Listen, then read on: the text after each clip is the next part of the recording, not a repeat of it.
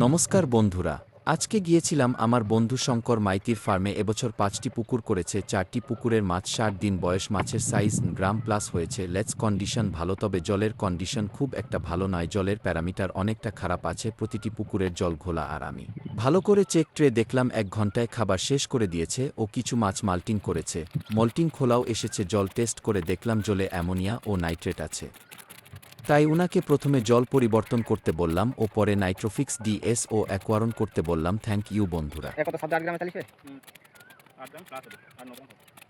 কিছু মল বাকি আছে। হ্যাঁ মল বাকি আছে। তোমাদের বালতি এটা কি 2 কিলো? হুম হ্যাঁ 1 ঘন্টা 1 ঘন্টা ধরে 2-3 মিনিট 5 মিনিট এই খাই নিও। হ্যাঁ খাই এটাই বা মাছ ভাসেনি, কিন্তু 3 নম্বর 2 নম্বর 1 নম্বর মাছ ভাসে কালকে সন্ধ্যা বা 2 নম্বর আর 3 নম্বরের মাছ আসছে। আচ্ছা।